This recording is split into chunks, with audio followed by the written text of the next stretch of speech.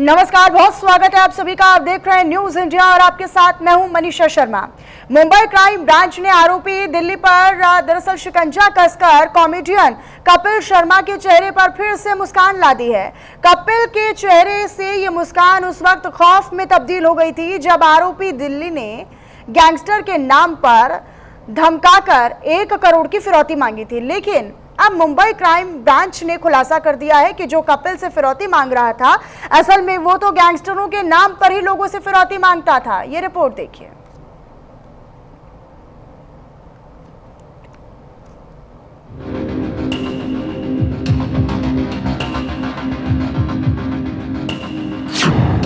पश्चिम बंगाल में रची जुर्म की साजिश। गैंगस्टरों के नाम पर फिरौती मांगी। कपिल शर्मा को खौफ दिखाया।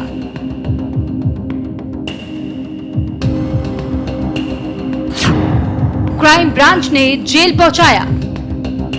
कुछ दिन पहले ही कपिल शर्मा के कनाडा वाले रेस्टोरेंट पर गैंगस्टरों ने फायरिंग की थी। दहशत फैलाने की पूरी तरह से कोशिश की गई थी, जिसके बाद अब 1 करोड़ रुपए की रंगदारी के बाद मुंबई क्राइम ब्रांच पूरी तरह से हरकत में आ गई। कॉमेडी से लोगों को हंसा कर लूटपोट करने वाले कपिल शर्मा को धमकी और रंगदारी मांगने के मामले में मुंबई क्राइम ब्रांच ने बड़ा खुलासा किया है।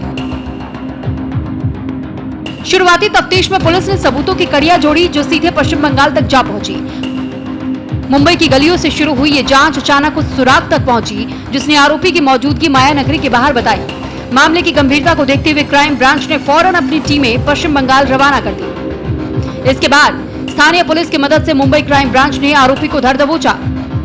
पकड़े गए आरोपी का नाम दिलीप चौधरी बताया जा रहा है। इस पर यह आरोप है कि 22 और 23 सितंबर को दिलीप ने कॉमेडियन कपिल शर्मा को फोन कर धमकी दी और 1 करोड़ रुपए की रंगदारी मांगी। इतना ही नहीं, कपिल शर्मा के दिल में खौफ पैदा करने के लिए उसने गैंगस्टर लॉरेंस बिश्नोई, रोहित गोदारा और गोल्डी बराड़ के नाम का सहारा भी लिया। दरअसल कपिल शर्मा से फिरौती मांगते हुए आरोपी दिलीप चौधरी ने खुद को बिश्नोई, गोदारा और गोल्डी बराड़ से जुड़ा हुआ बताया था। पुलिस अधिकारियों के मुताबिक कपिल शर्मा को आरोपी ने न सिर्फ धमकी भरे फोन किए थे बल्कि कॉमेडियन को डराने वाले वीडियो भी भेजे थे। 22 और 23 सितंबर के बीच कपिल शर्मा को कथित तौर पर आरोपी की ओर से 7 धमकी भरे कॉल आए। इसके अलावा उन्हें एक दूसरे नंबर से भी धमकी दी गई थी। मामले की गंभीरता को समझते हुए केस मुंबई क्राइम ब्रांच को रेफर कर दिया गया था। मशहूर कॉमेडियन कपिल शर्मा से 1 करोड़ रुपए की रंगदारी मांगने वाले शख्स को मुंबई क्राइम ब्रांच ने पश्चिम बंगाल से गिरफ्तार कर लिया है। ये शख्स खुद को गोल्डी बराल और गोदाना गैंग का सक्रिय सदस्य बताता था, जिसके बाद से पुलिस ने अपनी तफ्तीश शुरू की। तफ्तीश के दायरे में ये पश्चिम बंगाल से इसकी लोकेशन आ रही थी, जिसके बाद इसे गिरफ्तार कर लिया गया है। क्राइम ब्रांच ने कैसे पकड़ा? मुंबई क्राइम ब्रांच ने धमकी वाले फोन नंबर ट्रेस किए। फोन नंबर के आधार पर पुलिस ने आरोपी की डिटेल निकाली। सीडीआर से पता चला कि आरोपी कहां से धमकी दे रहा है। मुंबई क्राइम ब्रांच ने पश्चिम बंगाल क्राइम ब्रांच से मदद मांगी। मुंबई क्राइम ब्रांच ने आरोपी को पश्चिम बंगाल से अरेस्ट किया। गिरफ्तार करने के बाद आरोपी दिलीप चौधरी को मुंबई लाया गया। आरोपी को एस्प्लेनेड कोर्ट में पेश किया गया। कोर्ट ने आरोपी को 30 सितंबर तक पुलिस हिरासत में भेज दिया है। आरोपी की हिस्ट्री खंगालने के बाद मुंबई क्राइम ब्रांच ने खुलासा किया है कि अभी तक आरोपी चौधरी का किसी गैंग से कोई कनेक्शन नहीं निकला। हालांकि जांच में पता चला है कि आरोपी ने रोहित गोदारा और गोल्डी बराड़ जैसे गैंगस्टरों के नाम पर लोगों को धमकाया और उनके दिल में डर बिठाकर फिरौती मांगी। यानी आरोपी दिलीप चौधरी के लिए कपिल शर्मा पहले शख्स नहीं है जिन्हें गैंगस्टर्स के नाम पर उसने धमकाया और रंगदारी की मांग की। इससे पहले भी वह कई लोगों को शिकार बना चुका है। कैसे रची फिरौती मांगने की साजिश? आरोपी दिलीप ने रंगदारी मांगने के लिए गैंगस्टरों के नाम का सहारा लिया। दिलीप चौधरी ने गैंगस्टर गोदारा और गोल्डी बराड़ के नाम पर रंगदारी मांगी। कनाडा में कपिल के रेस्टोरेंट पर गैंगस्टर के हमलों को देख करके धमकी दी। इससे पहले गैंगस्टर कपिल शर्मा को धमकी दे चुके हैं। दरअसल आरोपी दिलीप को लगता था कि कपिल शर्मा पहले से ही गैंगस्टर्स के निशाने पर हैं। उन्हें जान से मारने की धमकियां दी जा रही हैं। ऐसे में गैंगस्टरों के नाम का सहारा लेकर कपिल शर्मा से फिरौती मांगना आसान होगा।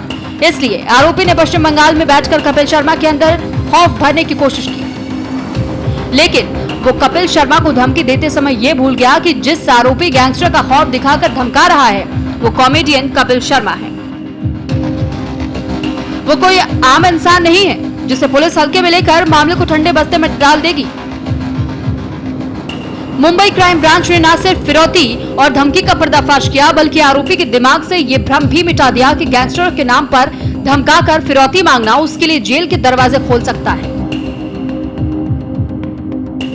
अब मुंबई क्राइम ब्रांच ये जानने की कोशिश में जुटी है कि आरोपी दिलीप चौधरी ने गैंगस्टर के नाम पर कितने लोगों को धमकाया और कितने लोगों से पैसे ऐंठे हैं। उम्मीद है जल्द ही इन सवालों के जवाब भी सामने आ जाएंगे। दिलीप चौधरी नाम के शख्स को गिरफ्तार किया गया पश्चिम बंगाल से, जिसने 1 करोड़ रुपए की रंगदारी मांगी थी। अब पुलिस ये जानने की कोशिश कर रही है कि शख्स कहीं गोल्डी बराल और रोहित गोदाना गैंग का सदस्य नहीं है या उनके नाम पर ये लोगों से रंगदारी वसूलता था। फिलहाल ये 30 सितंबर तक मुंबई पुलिस की कस्टडी में है और मुंबई पुलिस इससे सख्ती से पूछताछ कर रही है और इस पूरे गैंग का खुलासा करने की लगातार कोशिश कर रही है। कैमरामैन मनीष के साथ Ali Sharar, news India.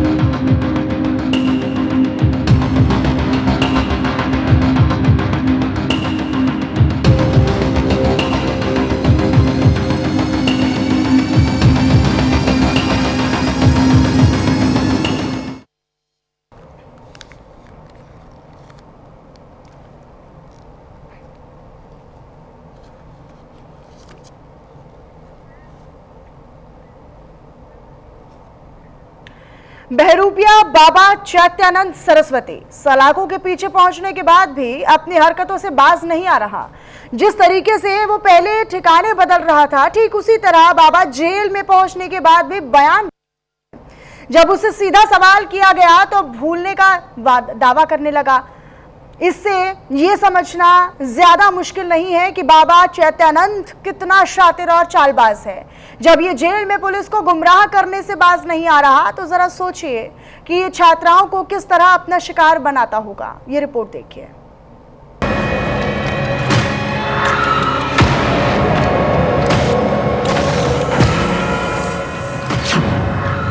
Dirty बाबा सलाखों के पीछे पहुंचा, पूछताछ में मुंह नहीं खोल रहा। 50 दिन में बदले 13 ठिकाने, बिन सीसीटीवी वाले होटल बनाए ठिकाने। 50 दिन तक गली गली अपने मायाजाल से पुलिस को छकाने वाला अश्लील बाबा चैतन्यानंद सरस्वती अब दिल्ली पुलिस की गिरफ्त में है। कोर्ट से मिले पुलिस रिमांड के बाद उसकी सारी अकड़ ढीली पड़ गई है। ऐशो आराम और अय्याशी की जिन गलियों का वो शहंशाह बना फिरता था, अब उसी बाबा को जेल की 4 दीवारें काटने को दौड़ रही हैं। सूत्रों के मुताबिक जेल में कदम रखते ही चैतन्यानंद के चेहरे का रंग उड़ गया था। दर्जनों भर छात्राओं से यौन शोषण के आरोपी चैतन्यानंद स्वामी बाबा महाराज इस वक्त 5 दिन की पुलिस कस्टडी में मौजूद है।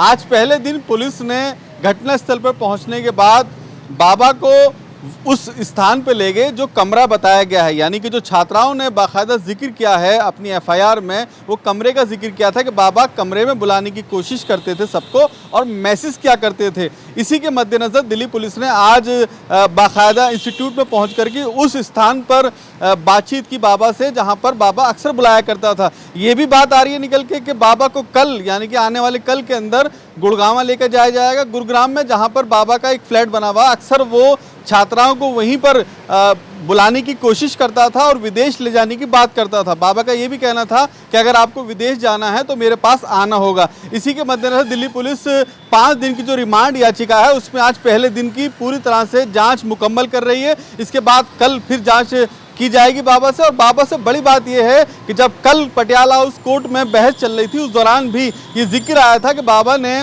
सीसीटीवी कैमरे लगा रखे थे शौचालय में, जिसका एक्सेस बाबा के अपने आईपैड मोबाइल पे था और बाबा ने उसका अभी तक पासवर्ड नहीं बताया है। बाबा ने डिलीट कर दिया है, पासवर्ड क्यों नहीं बता रहा है। हालांकि इन तमाम पहलुओं को लेकर दिल्ली पुलिस बातचीत कर रही है और जांच में बिल्कुल भी सहयोग न करने की भी बात कही है। यानी कि चैतन्यानंद स्वामी महाराज अभी भी पुलिस को गुमराह करने का प्रयास कर रहा है और अभी भी वो पूरी तरह से जांच में सहयोग नहीं कर रहा है।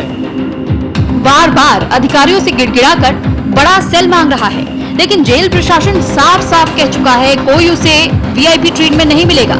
उसने जो किया वो ऐसा अपराध है जिसका खामियाजा उसे जेल की इन 4 दीवारों के बीच रहकर ही भुगतना होगा।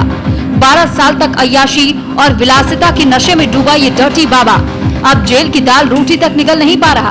जिसने खुद को संत का मुखौटा पहनाकर भक्तों को छलने का धंधा बनाया था, वही अब सलाखों में नींद और चैन के लिए तरस रहा है।